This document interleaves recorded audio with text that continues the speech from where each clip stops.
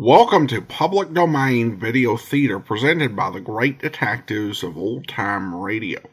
From Boise, Idaho, this is your host, Adam Graham. If you have a comment, email it to me, box13@greatdetectives.net. Well, now it's time for today's episode of Racket Squad.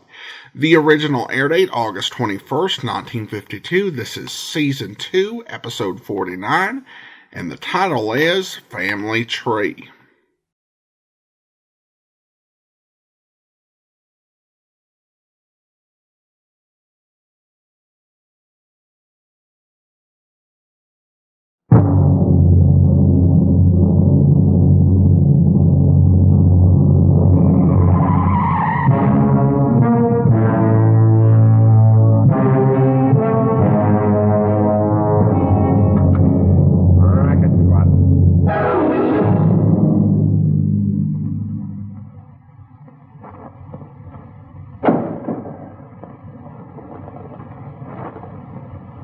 What you're about to see is a real-life story, taken from the files of the police racket and bunco squads, business protective associations, and similar sources all over the country.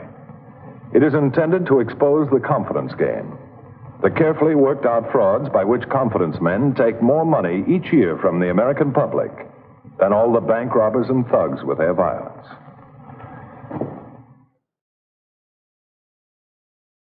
The operations of confidence men and bunco artists are usually very smooth ones, carefully planned, and with a considerable amount of time devoted to the selection of the mark, the person chosen to be built.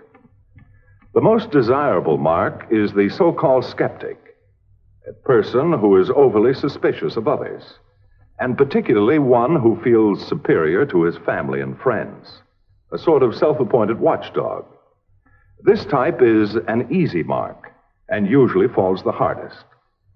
Mr. Hubert Carver was one of these. You might call him an average husband. And here is a wife's eye view of Mr. Average Husband, the autocrat of the breakfast table.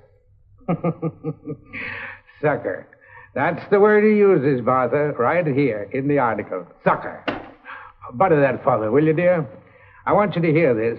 It's the same thing I've told you. There's one born every minute, and 9 minutes out of 10, it's a woman. At least that's what my watch says. The article is about antique buyers and how they get taken in. A committee of honest antique dealers have examined some 300 cases in which unsuspecting housewives have been the victims of unscrupulous art dealers. Where's my toast, dear? I don't want it to get cold. Martha?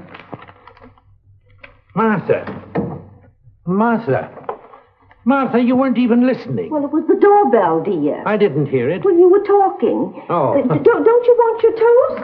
It's getting cold. Here, you read that for yourself. Huh? It's good advice. What is, dear? Oh, for the love of Pete, it's about antique collectors and how they get taken in. Who was at the door? Oh, it wasn't anything, dear. Why, I haven't bought any antiques for months now, and you know that. All right, never mind. If you're finally following my advice. I sort of lost interest, I guess. You made such a big fuss. Anyway, I didn't buy much. But, I think it is foolish to take up things that you don't know anything about. I only did it because I didn't have anything to do, and I'm alone so much of the day. But, I think if a person wants a hobby, they should know what they're talking about. Otherwise, they're liable to make foolish mistakes.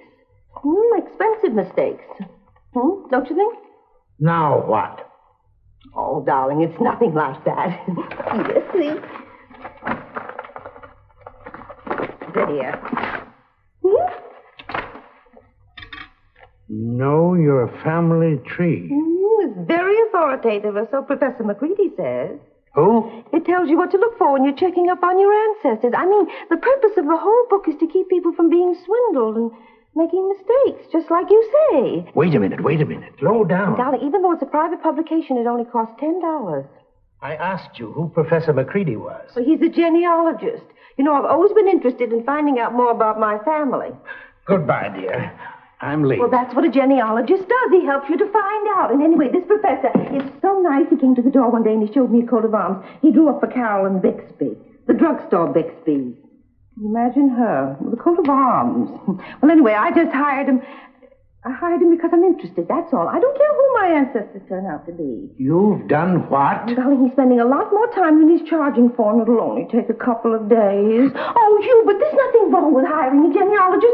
It's just something to do, that's all. Oh, for the love of Pete. Sucker. Don't you want your hat, dear? Oh. Now, don't worry. My hobbies never seem to last very long. Thank goodness.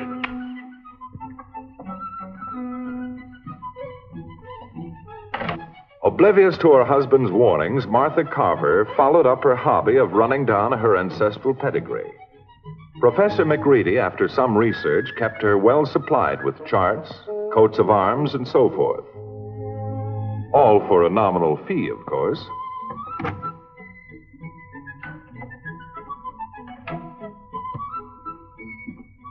Well, what's all this? Oh, I didn't hear you come in. You're home early. Mm-hmm. Oh, those aren't anything. Just some letters from great-grandmother Murphy. I finally found them in the attic.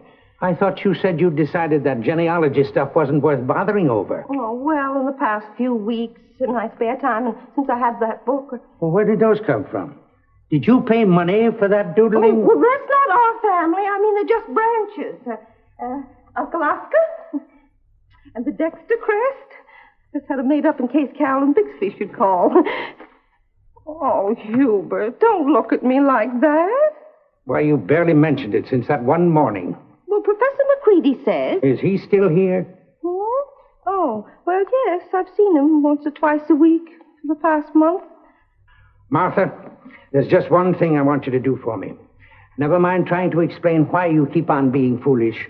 Just let me have one good look at your checkbook this month.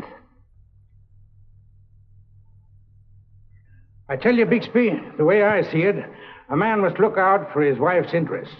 Give the so-called weaker sex the strong arm of protection. Toothpaste, hair tonic, need any razor blades? Well, yes, I guess so. You bought some yesterday, Mr. Carver. What? Oh, I guess maybe you're right. Never mind. Anyway, there comes a time when a man has to put his foot down, don't you think? Well, you can say that again. $1.35. That's what I wanted to talk to you about. My wife needs to be taught a lesson, and I understand your wife has been, shall we say, taken in? What are you talking about? Oh, all that silly family tree stuff that the women have been playing around with. I understand you got hooked by that same bird. I don't get you. Personally, I come from the apes, and I'm proud of it. You know that phony professor, or whatever he calls himself? McReady? Let me tell you something, Mr. McCarver. He has found some very interesting things. Like my name, Bixby, with a Y. But during the time of the Mayflower, there was a soldier spelled it I-E. Yes, but it's sure... Yeah, he got to be governor at one time. In fact, he was knighted. It doesn't mean anything really, but I have always known that the early Bixbys were very prominent people.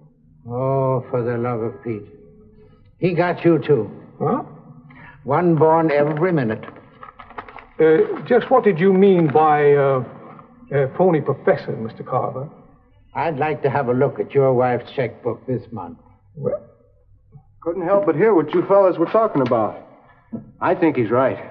My wife got hooked by that bird, and it cost me plenty. Something ought to be done about that guy. Who's he? Apartment house across the street. They take in anybody. Tell you, Mr. Carver, this neighborhood is going downhill fast. That guy's right. Something ought to be done about this phony professor who's tipping all our wives. And I'm just the man who can do it. Do what? You'll find out. Thank you, Mr. Carver, for bringing this matter to the police. We'll certainly investigate. However, we'll need some concrete evidence if we expect And I know how hard it is to get it, Captain. That's why I figured you'd need somebody who's in their hands right now. But the trouble is, no one wants to admit afterwards that they've been taken. Well, I sure don't mind spending a few dollars in a case like this. I'll see you have a sucker who's willing to testify, don't you worry. Sucker? I guess she'll be cured this time. My wife. Oh. Well, may I suggest that we proceed with a certain amount of caution? We'll need her testimony, you know. And let's don't let our enthusiasm get out of bounds. Many a case has been ruined for the police by somebody jumping the gun. You can depend on me, Captain. I'll keep in touch with you. I hope so.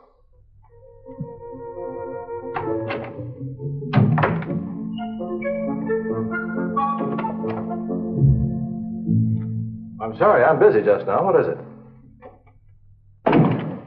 Never mind, Professor. I can wait. Hubert. Oh, Professor McCready, this is my husband. Yes, of course. I've heard a lot about you, Mr. Carver. I just dropped by. Thought you might like a ride home, dear. Oh, isn't that sweet of you? Only how did you know I was here? Well, anyway. Sit down, won't you? We were just through, really. I'm rather surprised. You know, I imagined this place would be stuffed full of books and charts and coats of arms and things. Did you? Well, the office of a successful genealogist. Oh, you mean my research work?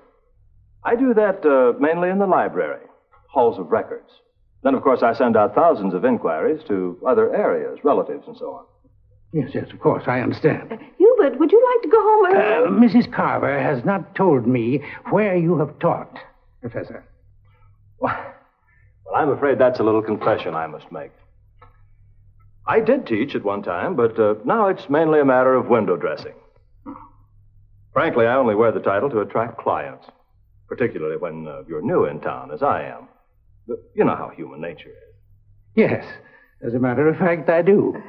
Well, Hubert, Professor McCready has been very helpful. Don't you think we'd better be... No. Just a minute. Mr. Carver, I understand you don't think much of genealogy. I also understand you collect stamps. Now, let me tell you something. I wouldn't spend more than 3 cents for a stamp. What brought that up? Oh, darling, listen to me. I just came here to explain to Professor McCready that I couldn't possibly afford to have him go any further with great-grandmother's letters, and he's been very sweet and very understanding, and that's that. Letters? I don't even know what you're talking about. Your wife has a very interesting problem, Mr. Carver. We've managed to trace several branches of her family quite successfully. But the direct lineage beyond her great-grandmother's first husband is rather obscure. Well, I had to tell her that it would be a bit expensive. I'd have to devote my entire time to it for several days. Might even have to take a trip. Of course, after last night, dear, I told him it's entirely out of the question. It's just my silly curiosity, anyway. Oh, that's how it works. How much will it cost? Well, it's only an estimate. I wish I could do it for less, particularly for her. I'm afraid it would cost at least $200. Oh, and it's ridiculous to waste even that much of the professor's time. Well, really, an advance payment isn't necessary. Thank you very much. Why, Hubert! Oh, nonsense. I believe in hobbies. I haven't just bought a 3-cent stamp in years. Nice to have met you, Professor. My pleasure. Hubert, what on earth? Here are the keys to the car, dear. I've got a little business to attend to.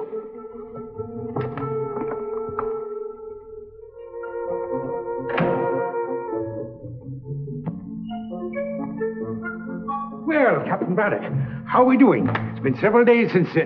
what's the matter? Well, I'm afraid I made the mistake of giving my report to Mrs. Carver. What? Martha? Oh, Captain, I didn't intend to mislead you by what I told her, but... I think I'd better be running along.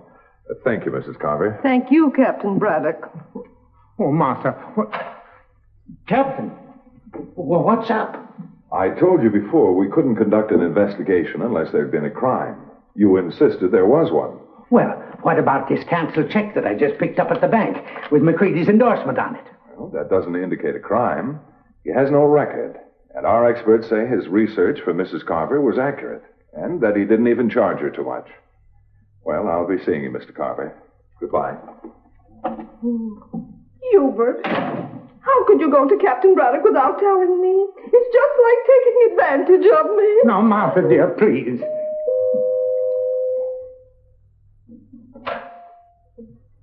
Oh, Professor McCready. Good evening, Mrs. Carver. I'm not going to trust myself to say very much, but I wanted you both to know that as soon as I can afford it, I'm going to return your $200. I don't know exactly what's been going on, but I finally talked to one of my disappearing clients, a Mr. Bixby, and I think I understand. I just want you to know, Mr. Carver, that I hope I'll be able to pick up enough new business again to be able to afford a lawyer who'll sue you for slander, for malicious defamation, and perhaps for your eye teeth. Well, Professor, I didn't... And you may wish to tell your friends, Mr. Carver, that I finally completed your family genealogy. Great-grandmother Murphy was descended from a man named Stykes, who was one of the first settlers in what is now St. Louis. And with all due respect to your lovely wife, Mr. Carver, you may well be considered the direct male heir of a man who raised pigs. Oh, Hubert. Martha. Oh, for the love of Pete. As the professor prepares to move on, the follow-up men stand by to take over. One will set the victim up. Then the other will move in to tell the tale, which is con lingo for selling the sucker a bill of goods. How much is this chumpola good for? $5,000, easy. Maybe more. Use your own judgment. Hey, he's a pushover. A pigeon. You can put the clip on him for plenty. Why fool around? I said take it easy. You let Joe figure the bite. I don't want any sour apples on Mr. Carver's family tree. Okay? You got the ball.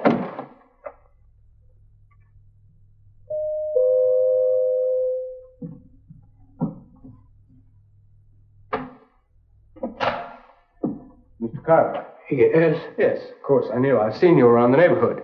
My wife isn't feeling very well. Yes, I was just talking to Mr. Bixby, the druggist. He told me you'd been in to dinner. I'm sorry I missed you there. But he was bragging to me about his ancestors, you see. And... He was what? Now, wait a minute. I've got no axe to grind with him or any of the other guys around here. But they were joking about you and some pig raisers from St. Louis, name of Stykes. Stykes? So I just thought I'd better stop in and warn you, see? Because you got the laugh on the other foot.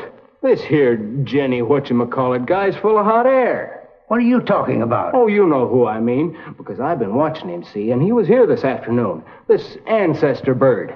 Well, Mr. Carver, you can just rest in peace, because I happen to know this professor's nothing but a phony. You ain't no Stykes. Wait a minute. Well, I guess you feel better now, huh? Who put you up to this? Bixby? I don't get you. Oh, yes, you do, because I happen to know a lot more about this Professor McCready than you do. Well, what kind of a ribbing does this... Let go of me! All right.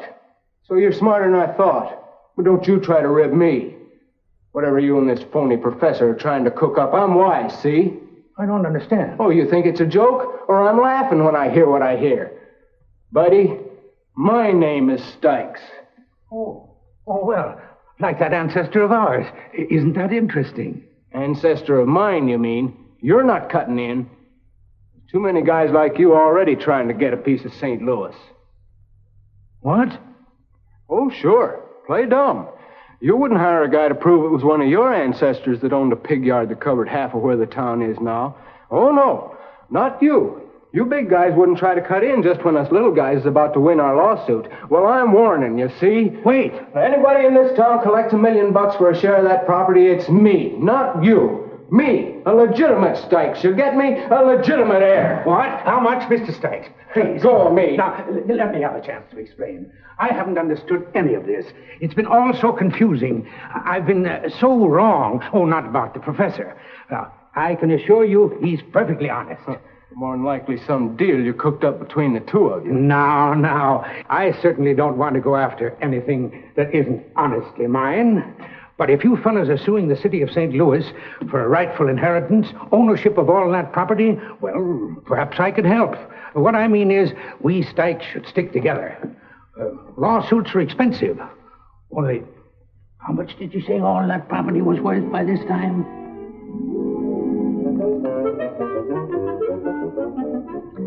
Well, that Mr. Stykes didn't seem like a very intelligent sort of person. Now, I told you he's not the one. There's a banker from St. Louis here. You'll meet him tonight. He's handling the legal contracts. Good man for it. Good head on his shoulders. Is he the one you wrote the check to? Hubert, I'm asking you. Is his name Mr. Stykes, too? Well, of course it is. But I'll tell you this. There's none of them with as good a claim as we have. All those family crests and trees and stuff we bought, they'll come in mighty handy when the settlement comes. I can tell you that. You have to pay for a settlement? Oh, for the love of Pete. It's business, that's all, dear. You wouldn't understand. No, dear, I guess not. Of course not. Now, after tonight, we're going to speed the thing up. Handle it better. Joe and I are going to kick in enough cash to get the case into court next month. You mean you're going to pay more money? Oh, darling, just because some of our ancestors once owned a lot of property in St. Louis doesn't mean that we can get it. There are probably a lot of big buildings on that by now, belonging to other people. Now, you just stick to your little hobbies. And pretty quick, you can afford as many as you want. I've sort of lost interest in my hobbies. I never knew how expensive they could get. The curtain rises on Act 3. Joe, the banker from St. Louis, has done a good job of telling the tale. With the aid of copies of old deeds and phony reprints of newspapers with date lines brought up to the present, Hubert is now convinced that he's one of the rightful heirs to the city of St. Louis. Like the proverbial Thanksgiving turkey, Hubert has been fattened up and is ready for the kill. Oh, Hubert. You sound like my wife. Oh, Hubert, $5,000. You and me both, lady. That's more than I earn in 6 years. But don't you worry. We'll be spending twice that much every day pretty quick. Thanks very much. And my wife will expect you to stay with us when you come to St. Louis. Well, thanks for the invitation to spend some time with you when in St. Louis. What's the idea? What are you trying to pull? And now I'd like to invite you to spend some time with us as our guests. I'll take this if you don't mind. This must be some sort of misunderstanding. Don't bother with explanations. We've got it all right here. A dictaphone. Why, you dirty little... Shut up. Oh, Jim, my car's right outside. Would you show these gentlemen to it? Now you can understand why we let Professor McGreedy go on his way. We wouldn't have a case if we jumped the gun. We picked the professor up in the next town, where he was already lining up the next heir to the Stykes property. I'm afraid that's the way rackets often work, Mr. Carver. Most of the time is spent on a build-up, a legitimate build-up, like the genealogical research. And it was pretty good research, too, until he threw the name of Stykes at you. You're no more a Stykes than I am or those men are. But I looked at the deeds, the St. Louis property records. Oh, yes, some of them are accurate, too. That shows you how cleverly these men worked. But for your information, the Stykes land claim was thrown out of the courts 27 years ago.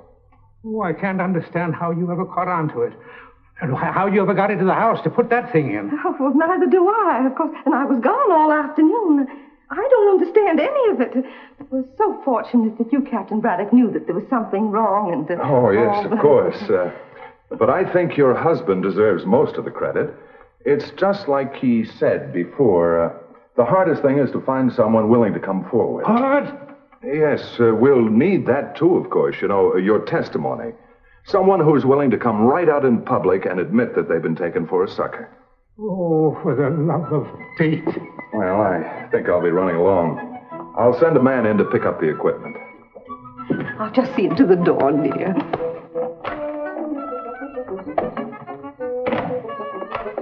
Captain Braddock. Oh, here's your front door key. And thanks, Mrs. Carver. Thank you for not telling him. But, Captain Braddock, I wouldn't want you to misunderstand Hubert. Maybe he was just pretending those men fooled him. Hmm? Don't you think? Oh, sure, Mrs. Carver. Because Hubert's very smart, you know. Oh, yes, Mrs. Carver. Well, good night.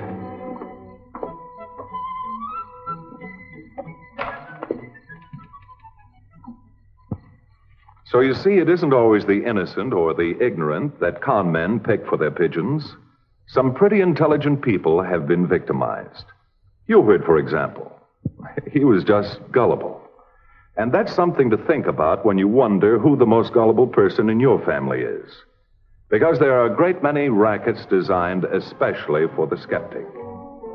It could even happen to you.